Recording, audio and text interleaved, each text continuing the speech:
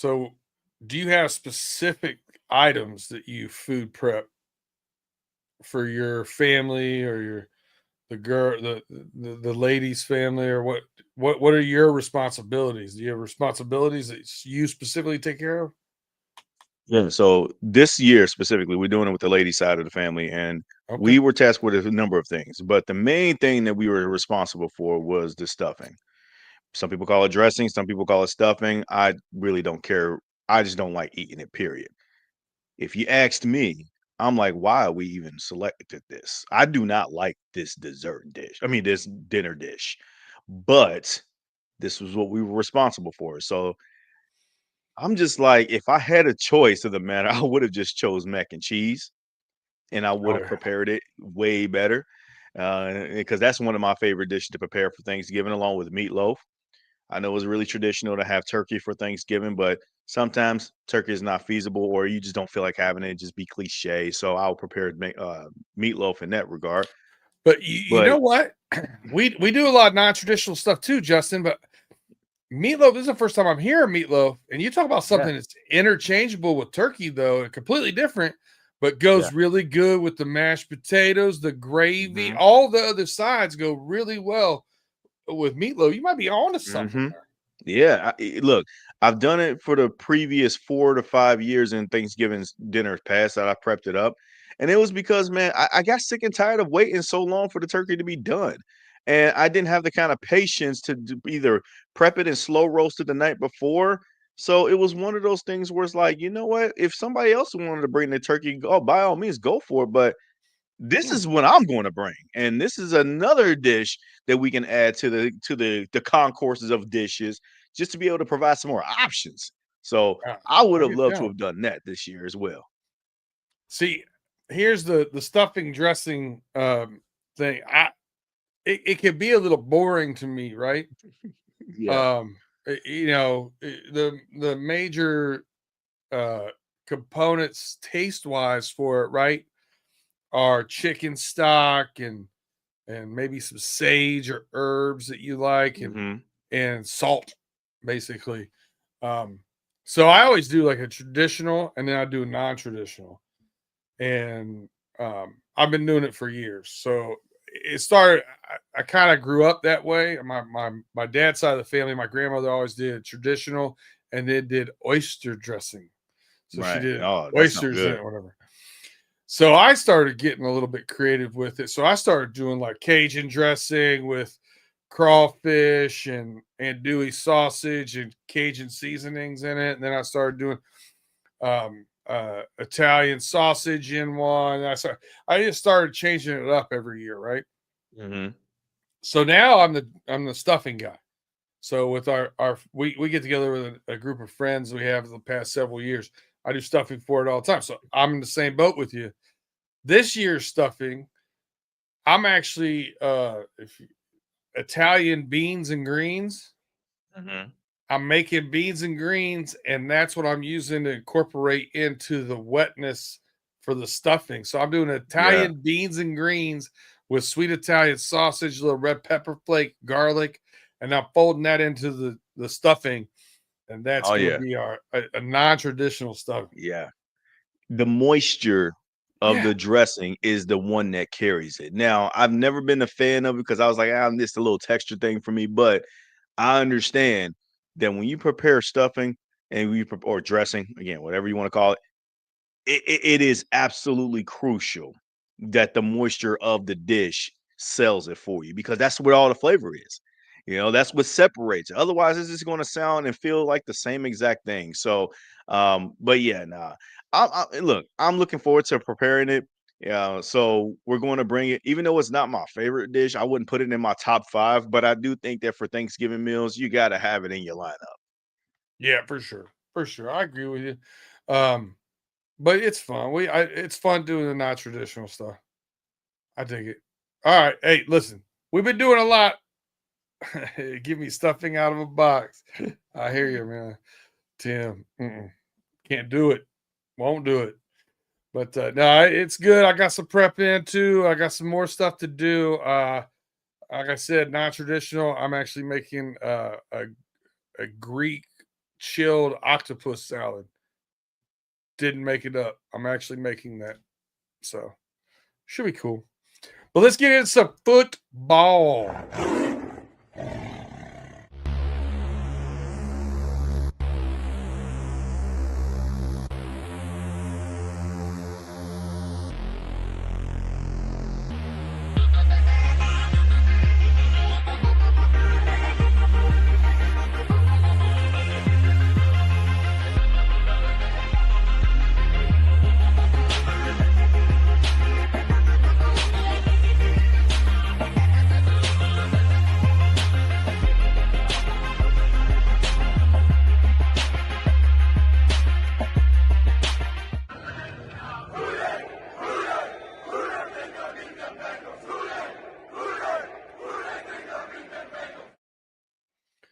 All right, welcome into Running Through the Jungle. I'm your host, Brandon Herriott, here with your host, Justin and Lacey. Tim Lyons is in the chat. Has to work. Somebody's got to do it. We appreciate all of you for rocking with us.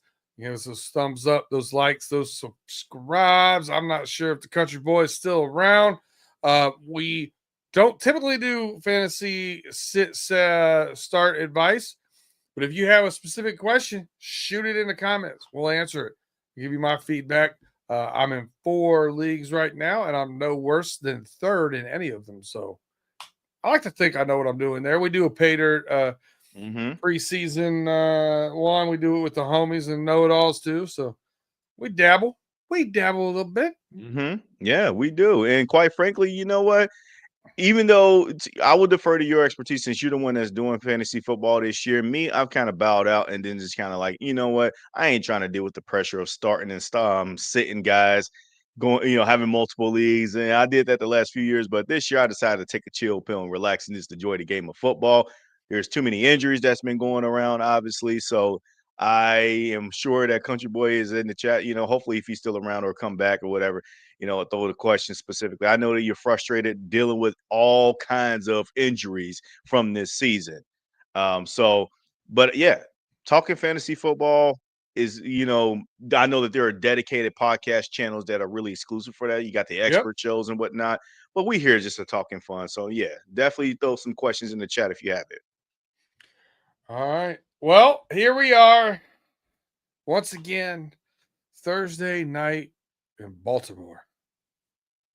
I don't know why they do that to us every year, Justin. 4 years in a row, man. And now it's Thanksgiving. Where else would you want to spend Thanksgiving than Baltimore, Maryland? Baltimore. Yeah. Well, what are you going to do? Hopefully you get some crab cakes after the game. Gross. Yeah. So what's your overview here, your thoughts about Baltimore before we dive into the injury updates and who's playing, who's not, all that kind of stuff? Just your overview of the going to Baltimore for Thanksgiving. I have to go back to the preseason when the schedule first came out. And then we immediately circled this game. And the first thought of my mind when I saw that the Bengals are going to be once again on the road in Baltimore on a Thursday night football, and this time for Thanksgiving, my first reaction was, come on, man. Again? That's what everybody, like maybe 90% of the Bengals fan base was like. Because why the hell they got to do this to us again? When are we going to get the privilege of hosting these primetime games in Cincinnati when it comes to this marquee matchup against the Ravens? Okay. When are we going to get that in Cincy? And it feels like that ever since the Bengals beat the Ravens on Wild Card Weekend in 2022 for that playoff game, it just felt like that they just made a conscious effort to really favor the Ravens with these kind of things. And that led to Lamar Jackson's record against the Bengals. He has 10 wins against the Bengals. If based off of the, record, or so to speak, that they're like that Ravens fans like to flaunt out there.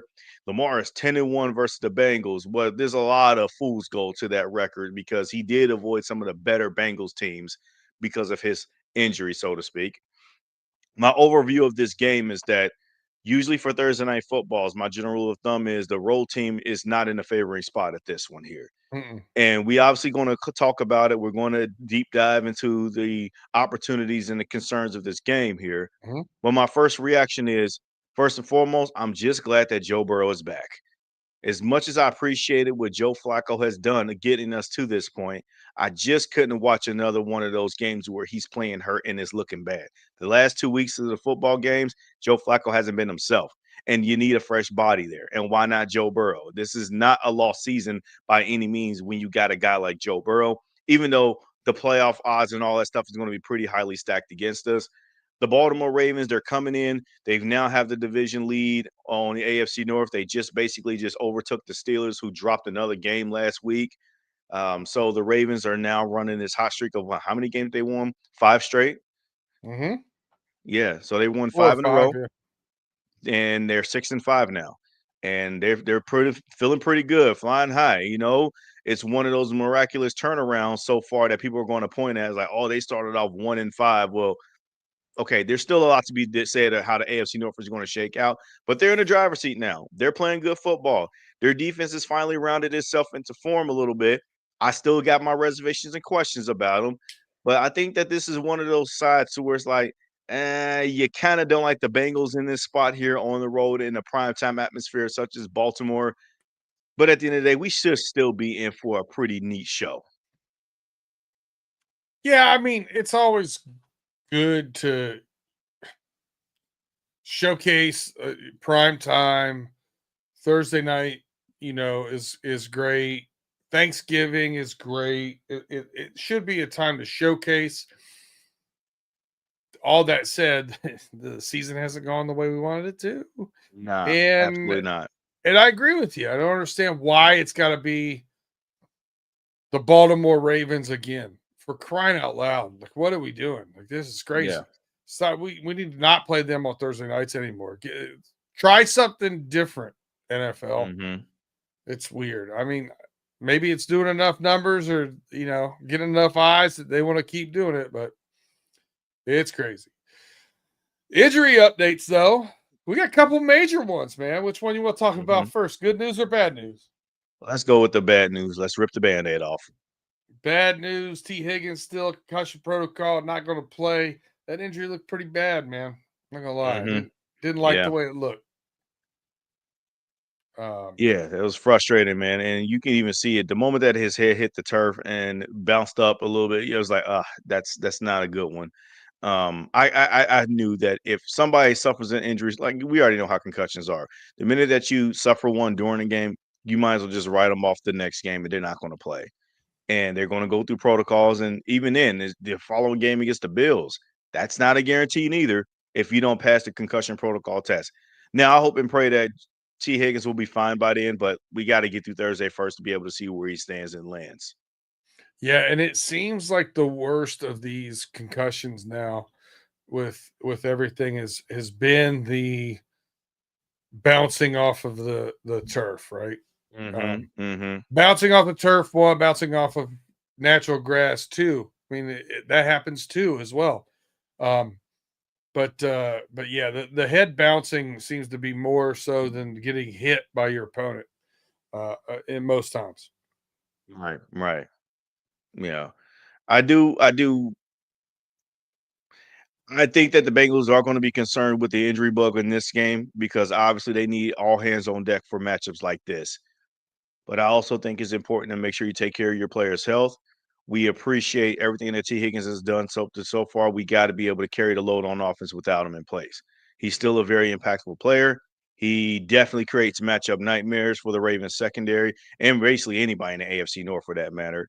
So he definitely will be missed out there on the field.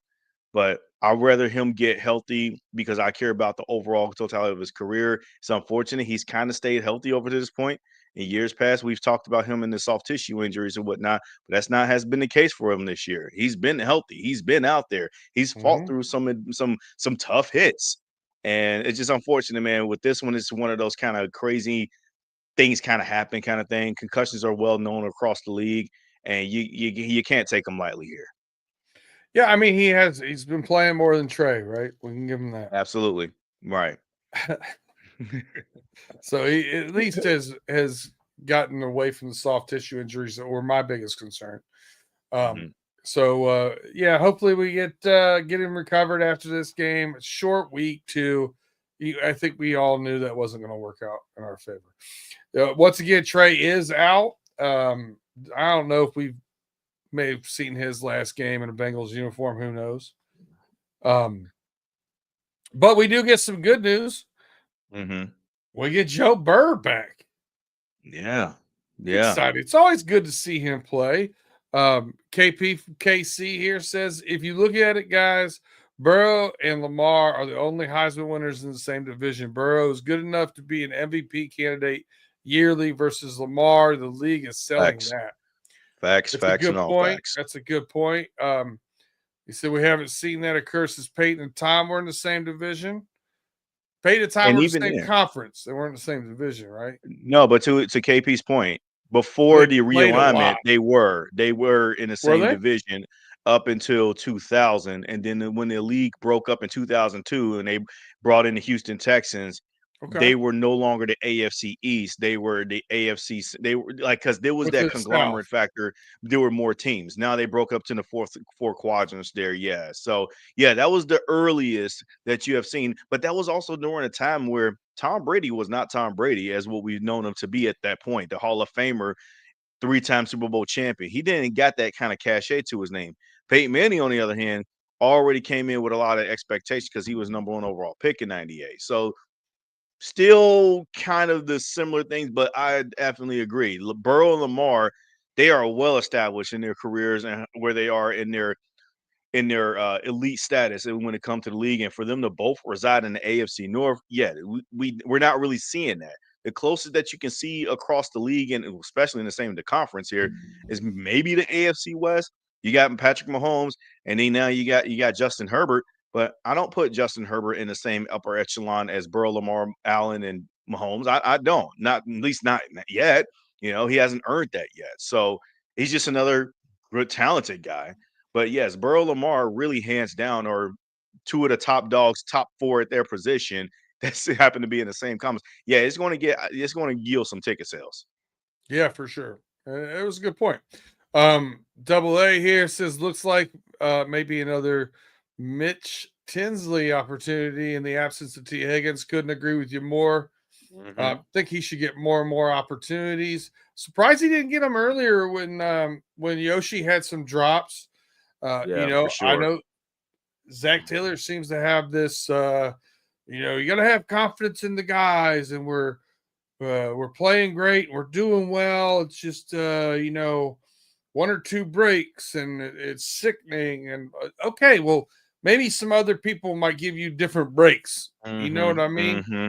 It's Yeah. like the definition of luck is preparation meets opportunity, right? Like Mm-hmm. a lot of times you make your own luck. I don't know. Right. And yeah, KP from KC, another good one. They should have traded Trey during the offseason. Hey, Now let me talk a little bit about that just for a second. I feel like that the opportunity to trade him the most was during the offseason because you would have yielded higher return. Somebody would have paid him his worth. Zach would have been a good politician. I couldn't agree more. I think they also screwed the pooch because at the trade deadline, when you was feeling like that this was going to get uglier even more, you should have moved Trey. And I get it. You don't want to feel like you're going to mail it in on the season, but Trey has not given you anything. You weren't winning with him, and now you don't have him here, and it's almost like you're doing a disservice. You don't have him in your long-term plans, and now it's just going to get to another point doing the offseason after the season is done to where it's just going to piss everybody off. You're going to piss Trey off. You're going to piss the fan yeah. base off. You're not signing them to a long-term deal. The tag and trade is virtually going to be off the table Mhm. because he's not going to want to sign that tag. He's just going to want to walk in free agency and get what his value is worth because he knows he's worth more. And quite frankly, if you're Trey, why wouldn't you make business decisions for a 3-8 team right now? So at this point, they kind of missed their whole opportunity, their window. And I also think that it goes back to what he just brought up there about Zach Taylor. It's just mismanagement of the roster along with Duke Tobin. The Mhm. personnel is just absolutely just outstandingly bad for some reason because they're not managing the roster effectively to be able to maximize the talent windows of these players here. You brought up Mitch Tinsley. It's an opportunity for him. But at the end of the day, you got other guys. Jermaine Burton, he hasn't been active all season long. Now, I get character practice, whatever the case it may be. But dude, you are not a good team right now. You should be evaluating everybody for real. And I'm Yep. sorry, but outside of Jamar Chase and T. Higgins, who else has given you anything that you feel good about at that receiver position? You already mentioned Yoshi had drops. Tinsley, he's still fresh and new, probably doesn't have enough time to come into his own yet. And Burton's been inactive, and Charlie Jones, kicker returner, can't even get you a catch. So I think it's just overall mismanagement of the roster altogether, and it's just very frustrating. I know that's kind of like a tailing off point because we were just talking about injuries, but all is to say, I'm glad that Joe Burrow is back. Yeah, We it's a just, little fork in the road from the comments. I like it.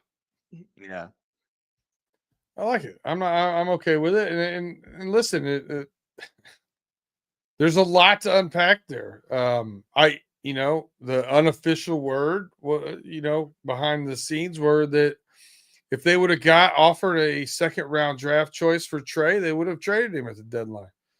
mm-hmm. I heard the best they got was 4. Right. I heard that too. Yeah. But and some of that might have been health concerns and whatever. You know what I mean? Like, who knows? Mm-hmm. I We said it. We said it 2 years ago. You can pay all these guys, but you have to get the draft picks right. Absolutely. I ain't doing it. They haven't done it. All right, well let's do a little deeper dive here into this Ravens game. I'm gonna start right now. You talk about pulling a band-aid off. Ooh, Defensive boy. concern. Let's try to just keep it to a couple of them and not get too far into it because I feel like this could be a show on its own. What are your biggest defensive concerns against the Ravens?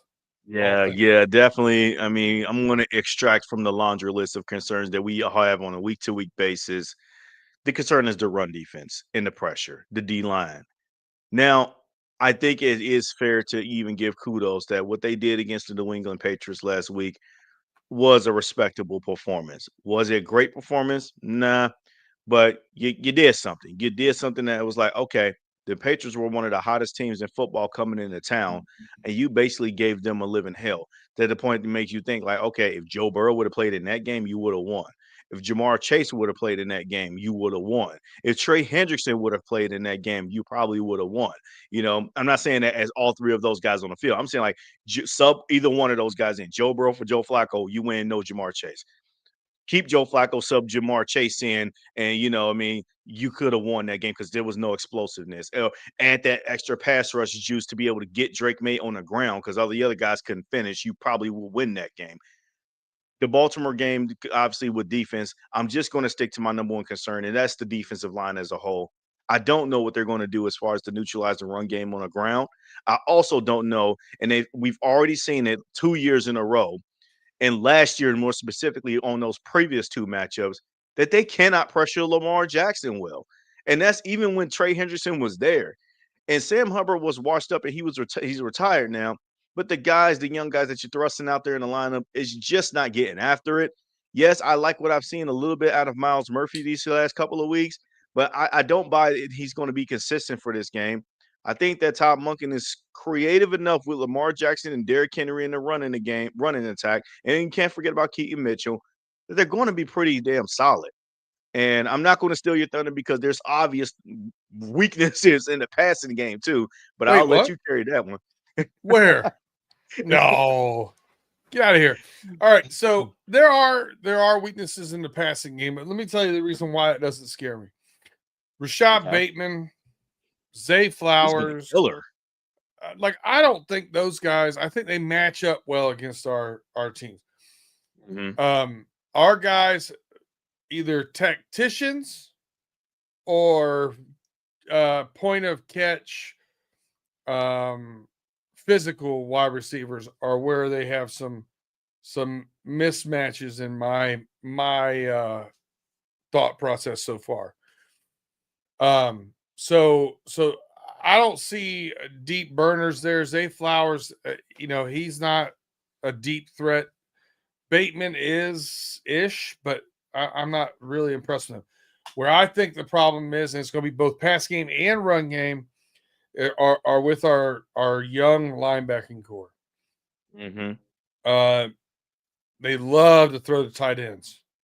So Tight Mm-hmm. ends matching up, getting those matchups on the backfield with our linebackers. I think that could be a real issue this game. The other thing I think that's going to be a challenge for them. Welcome to the NFL. Here, go tackle this guy. Derrick Right. Henry is no joke. He gets that second. We've seen Slayton has been a non-factor. The defensive line just playing so. They get through there without getting Derrick Henry slowed down on that first level, and he hits that second level hard. Good luck tackling them, young guys. Yeah.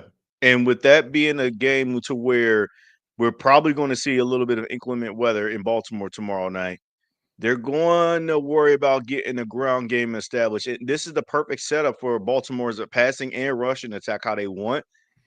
It's not necessarily the threat of Lamar Jackson on the ground that I'm concerned with this year. He's kind of battled some injuries a little bit. But he can still make hay in the air too. And you already mentioned it. That was the thunder I didn't want to steal away from you. I wanted you to bring it up because the Bengals can't cover tight ends to save their lives. And they got 3 of them. They got, obviously, we already know about Mark Andrews. Isaiah Likely, who's kind of had a little bit of a so-so year, but he's always been a threat. And then Mhm. Charlie Collar, their tight end 3. I just remember during the first game last year in Cincinnati when we played this team, when the Bengals had 3 straight separate 10-point leads, but they were able to claw back with one just regular pass to Charlie Collar, booty butt naked wide open, just scampered all the way down to the other side. And it was like, why didn't anybody cover this dude? That's where I have my issues with regarding this Bengals team is obviously tight end coverage too. Nobody is really going to be able to cover their guys, I don't believe. And yeah, I think that this set up really perfectly to where they can set up the ground game at first and play action pass to the tight ends. Your point is valid about the receivers. Zay Flowers hasn't really been kind of like that. He hasn't been all that great this year. He's kind of been like a disappearing act here and there. Rashad Bateman, he is in the injury bug a little bit, but I do worry about him getting like the catching those clutch touchdowns because he's a guy that you forget about. Like if Mm. Lamar's going to throw a clutch pass to a wide receiver in the end zone, it's probably going to be Bateman. He's the guy that always gets left open in the middle of the field that catches a red zone touchdown. We're like, He's the other whose guy. job was it to cover him? Yeah. He's the other guy. Mm, All right, let's man, it's like panning mm. for gold here. You got a defensive opportunity for us. You know what I do, and it is basically to capitalize a little bit of the progress that you made last week. Tackle it, tackle. Okay, you still lost the game, and Great idea. you still got gashed a little bit too. You got him off his spot a little bit. You made him uncomfortable for a quarter. Unfortunately, the Bengals offense just wasn't good enough to capitalize because Joe Flacco was just also playing bad football. But eventually, Drake May was able to find his rhythm a little bit there and really was able to get a couple of those big play passes made. But this is a game that you got to build off of your tackling efforts and then really penetrate the backfield and get those TFLs like we saw last week a little bit there with the linebackers and even in the secondary room. I'm pointing at Geno Stone. You want to prove that you're better than what you've been showing all season long? Go do it again of what you did last week. You had a pick six from an airmail throw that was overthrown, and you picked it off and you ran it to the end zone. You took nice angles on that. Now, how about you take some nice angles and get some tackles? Because last year, I remember Tylan Wallace took a 4-yard check down pass and then went right all the way down the sideline for a touchdown. And it was because of piss poor angles by not only one the linebacker, but also Geno Stone when you could have when you could have easily just made a tackle. It ain't like Tylan Wallace is a burner. He's not. I need them to learn better to tackle because if you simply tackle these Ravens players and whatnot, I don't think they're going to beat you yards after catch. But if you're just putridly bad and missing tackles off and on, that's what's going to get. That's where you're going to have your most trouble. That is stuff like that. And I think that the opportunity here is to really build off the foundation of the positive that you did last week. And I'm even the week before against Pittsburgh, but last week more specifically. And I think that you can keep this game close. Yeah, you know, to roll with what you're saying there, yeah, I do. There's an opportunity here, maybe to start some building blocks, right? Mm-hmm. Um, little by little, getting better and doing things. So hopefully they keep that going. But here's what I'm going to say about an opportunity. I think this is a great opportunity for Geno Stone to go out and interview for his next team because I'm done talking about him. I'm over that Nice. shit. I Facts. like Facts. that ship has sailed. I expected better from him. I'm ready to move on. I think we Hmm. probably draft a safety. I would be shocked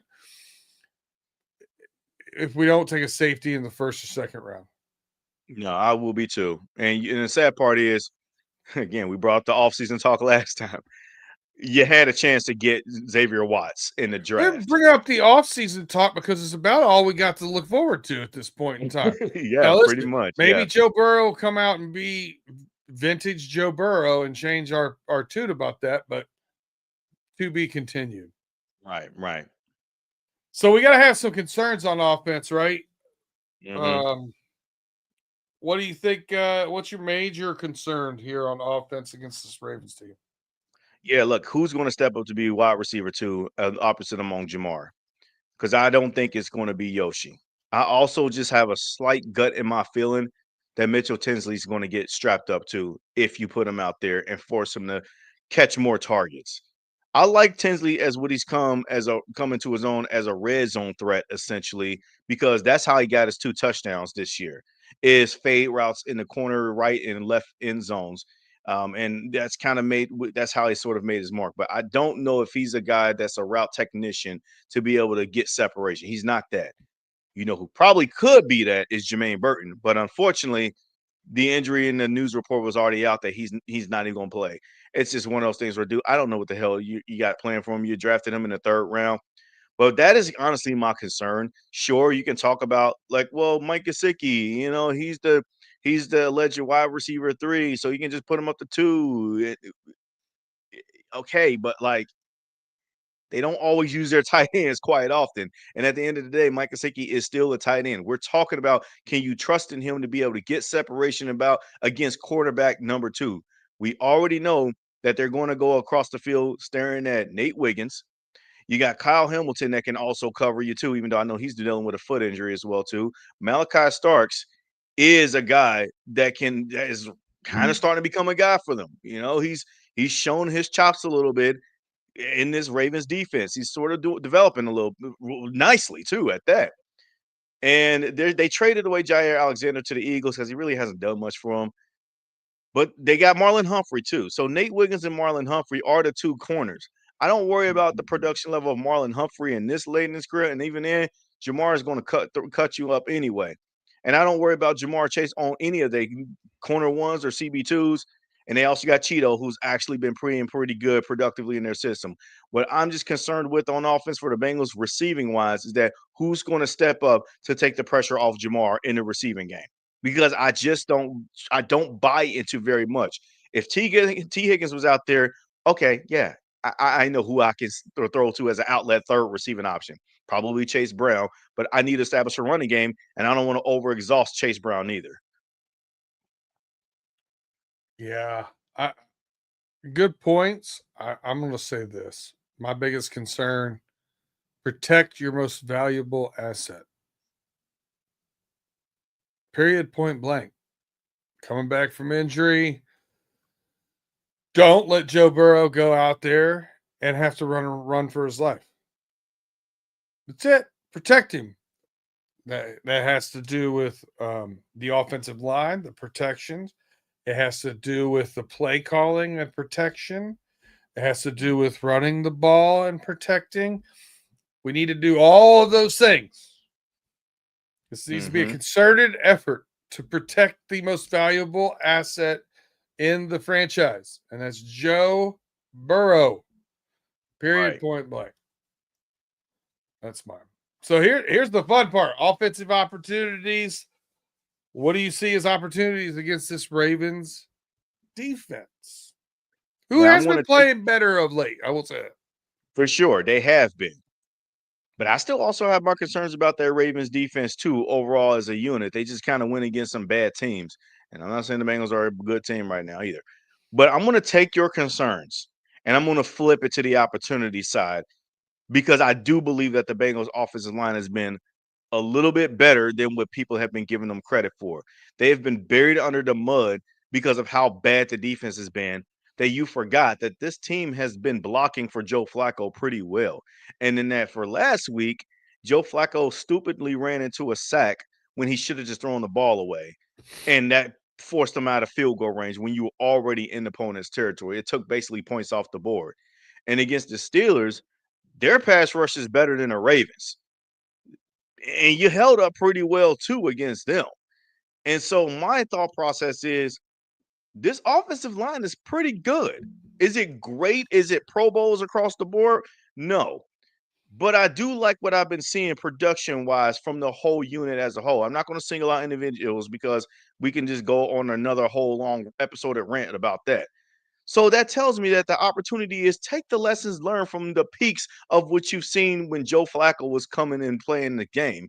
And is that snaps under center, play calling and play action passes from under center with establishing the run and effectively continuing the run. This doesn't have to be a shootout all game. You can make this into a muddy, true smash mouth AFC North football if you need to. And you know that Joe Burrow's here to rescue you because he can make those big clutch plays if you needed him to have a play that's made out of structure.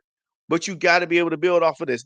You will screw yourself if you need to make Joe Burrow turn into Superman in this game. Don't do that. That's how you're going to lose. That's how you've been losing these AFC North games against the Ravens and against the Browns. It's how you lost one last year to the Steelers. It's because you forced Joe Burrow to play superhuman. Protect him a little bit. I'm looking at Zach Taylor for that one. Okay. I don't look so much at the person on the O-line or whatnot because I know that those guys are good enough to and capable to do it in their job. And to your point, the Ravens defense, they've gotten better, but it's still not a unit that I trust fully because I still don't feel like I've seen the very best versions. I've seen the very best versions of them, and this is not what I see here. Justin Madubuike, or I'm sorry, Nnamdi Madubuike, the defensive lineman for the interior D lineman, the Pro Bowler guy, that's still been a big loss for them, and it shows. Now, they got guys like Calvin Noy, Mike Green, who another guy who I liked in the draft. They got guys that can really kind of be creative with their situational pass rushing kind of styles there. But I don't think that they can lean on that all the time. And then you got a quarterback like Joe Burrow. It is easy to set the trap to make them feel like that you're going to go pass heavy in this game. When reality is that you're going to be a run to set up the pass kind of team, if that makes sense. So that's my opportunity. Yeah, I mean the Ravens are in the bottom half of the league still in yards given up, and I think the opportunity here. Tim says Tinley and run the damn ball. I say run the damn ball. Just to run the ball. They're giving up about 120 yards a game. Have to do that and run the ball well enough to me to keep it. It can't become a one-dimensional game. Mm-hmm. If you get down early, don't go away from the run. Keep running the ball. You got to keep doing that. I think in order to keep, and I think they have an opportunity to. You've said it. Our offensive line has been playing a little bit better, and it can really help them, I believe, as far as pass blocking. If play action pass or RPO works, if you actually fear that we might have something else coming for you. You know what I mean? That's a nice little ad. But yeah, that's fine. I think the opportunity here is running the ball. Obviously, Joe Burrow's out in the field. We don't know if he's going to be rusty or not, but there's always opportunity for him to do something special every time he walks out there. So, all right, absolutely. All right. Well, that leads us into our prediction part of the show. And before we get into that, we're going to hear some messages from our sponsors. If you have not liked or subscribed, rate, review, hit that first notification, please do so now. We appreciate you rocking with us, and we'll be right back after these messages.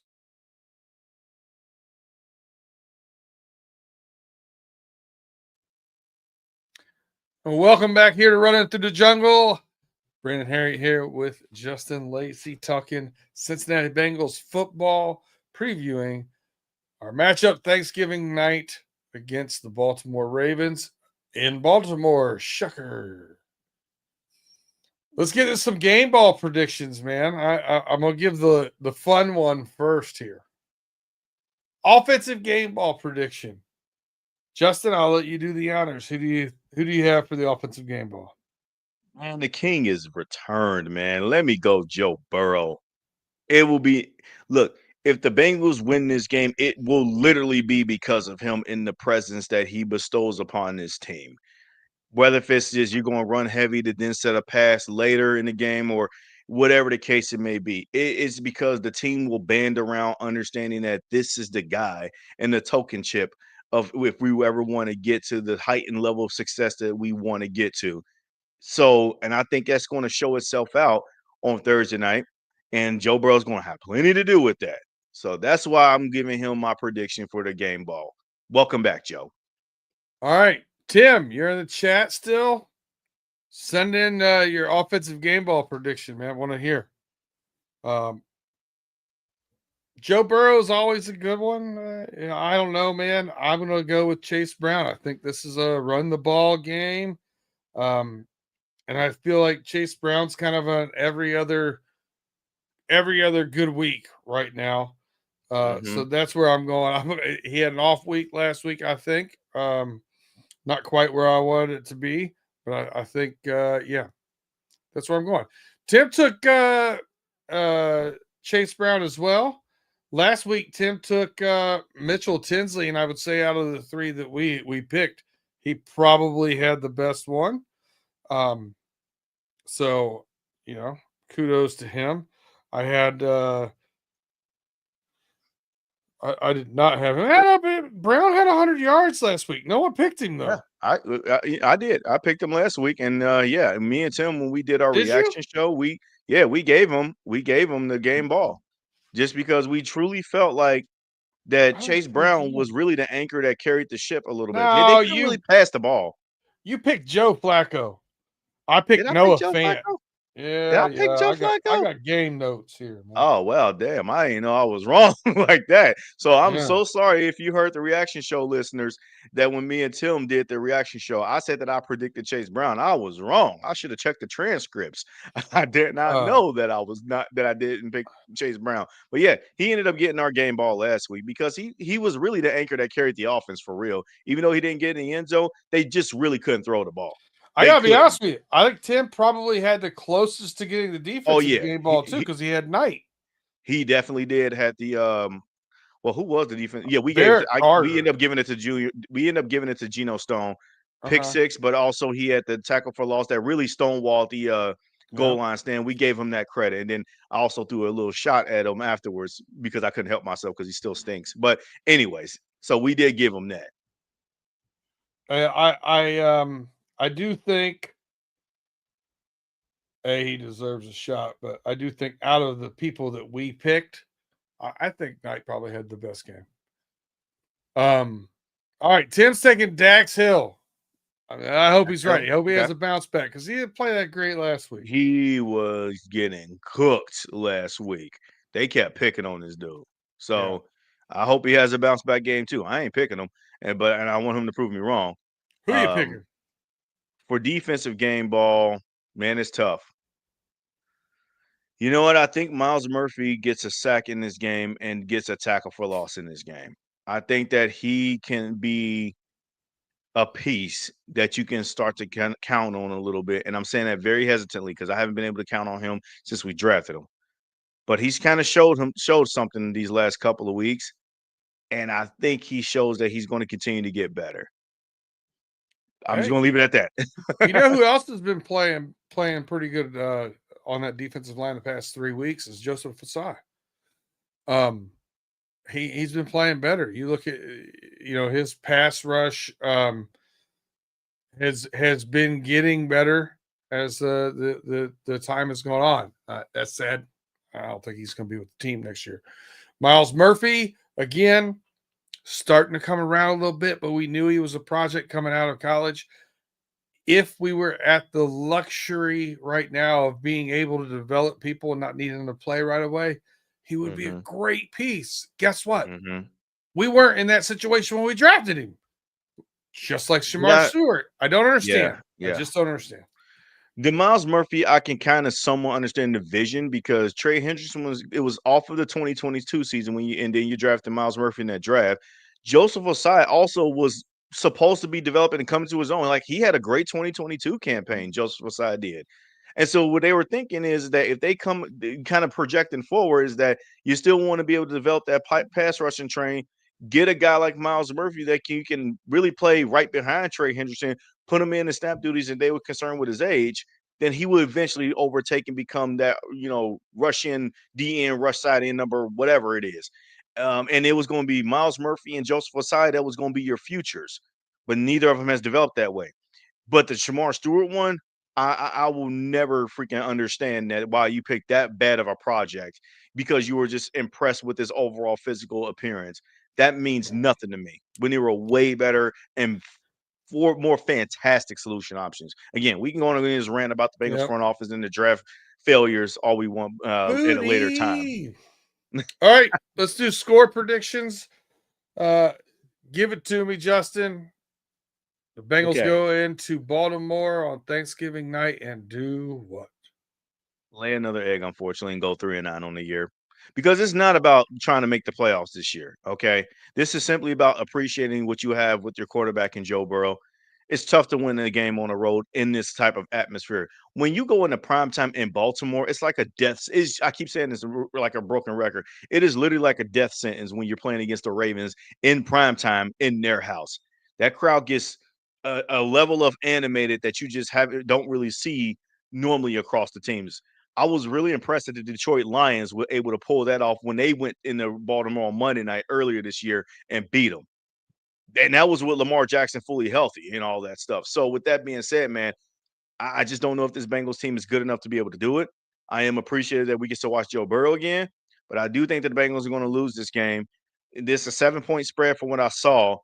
Mhm. I think I'm going to say, I think that I like just a touchdown spread in this game, just like 27-20 Ravens, maybe. All right. Tim has it 28-31 Ravens. I give the clean sweep here. I think it's going to be competitive. Most of the AFC North games are. Most of our games against them are. But I think we're going to have some rust to knock off of Mr. Burrow starting off. I think 23-27. One of those cases where a couple field goals get turned into a couple touchdowns, and maybe that's the difference. We could have won. So Yeah. it'll make us feel a little bit better about the situation, but still not going to win. And Yeah, that's for the way sure. we feel too. All And right, this is Justin. also why Oh, no, I was just gonna say this too. Like, and this is also why, and I said this during our reaction show with Tim. This is why, in my humble opinion, that Burrow should have played against the Patriots.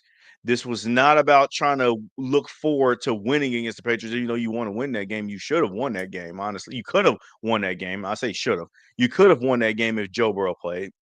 But it also to ramp him up for this game because that's what you did with Flacco. When he got traded to the Browns, he was immediately, traded from the Browns, he was immediately named the starter because you know damn well we was not going to send Jake Browning out there again. And that was on a really short week. Had to get him to learn the playbook and all that just to be able to go to Green Bay at that, a much tougher environment. Come on mhm. now, a much tougher defense. And yeah, we sent Flacco out there. All right. But it was all to get him prepared more for the Thursday night home game against the Steelers. That's why you could have played Burrow Sunday. Now you didn't, and now you're forcing him to come into this situation a little bit cold here. Even though the Ravens are a familiar opponent, he actually plays really well against the Ravens. It's great stat lines and everything, but it's still not enough actual work on the field playing time to be able to comfortably decide, oh, I think the Bengals can pull off the upset here. And now you got T. Higgins out, all your other guys are out. It's just not a good matchup. It's just not a good opportunity here to win the game, even though they can prove us all wrong. And this could be the notching win under your belt, especially for Joe Burrow to be like, all right, this is a launch point now, because then 10 days you go to Buffalo and then got home again in Baltimore, and you can just rattle off a bunch of wins. I don't want to get into that optimistic, spirit right now, because they haven't really proven anything like that yet. Again, it's the decision of the coaching staff has just really been mind-boggling to me when it came to the management of their roster and the personnel. I'm having buyer's remorse taking Chase Brown. I think Joe Burrow might feed his best friend on the team coming back after a 1-game suspension. I gotta look at what the prop bets are there, man. I might like Jamar Chase. I might have the wrong Chase. I like Jamar Chase to go off on this game, because he doesn't like these Ravens either, man. He doesn't like Marlon Humphreys and those guys, and he's had some big games against those guys. Yeah, I don't know. I might do that. Any parting shots you got for the people before we get out of here? Enjoy your Thanksgiving, guys. Do not let the Bengals stress you and worry you. Just enjoy time spending with your friends, families, your loved ones, all of that. At the end of the day, man, it's football. We're already a set sail that the playoffs are probably a long shot or not even going to happen. 1% chance of what I'm hearing of the playoff possibilities. I'm not even thinking about playoffs at all for this matter, unless they happen that they miraculously win out and then win the AFC North and get in the playoffs. I still don't like their chances at all, because I don't think the team's ultimately good enough. But I just want to say to you guys, man, from the bottom of my heart, man, happy Thanksgiving. Enjoy your time with your loved ones there. And thank you for listening. Yeah, listen, Thanksgiving, we love it for the food and the football and the family and all those fun things. But take a moment, remember what Thanksgiving is about. Be thankful for the things you got in your life. I'm thankful for my friends, my family, for everything that I've been afforded in this life. It's been a good life for me, and I appreciate my health, and those are things I as I get older, man, as I get a little more gray hair in this beard, I don't take for granted, for sure. And I listen, and I'm thankful for all you guys that listen to us every week. You can do anything with your time, and you choose to listen to us on whatever platform you're on. We appreciate you doing that, and doesn't get lost on us. Definitely doesn't get lost on me. You can do anything with your time, and you listen to my dumbass talk about football. I appreciate it. So as for Tim in the chat, Justin here live with me, and it's the Running Through the Jungle crew. We appreciate you guys hanging with us every week, and check us out next week. Should be back. Well, you guys will be doing the. I'll be traveling. You'll be doing the show without me, the reaction show without me. I'll be headed back from Michigan again. Oh, no. Thanksgiving. Who knows when we're going to do the show? Exactly, man. It's a wild card. Yeah. But if you guys do it on Friday, I'll be at the Pistons game or traveling to Michigan. Yeah, I got a big weekend going on, but yeah, who knows? But hey, I'll be back here next Wednesday. You check us out then for sure, as we are rolling through the jungle.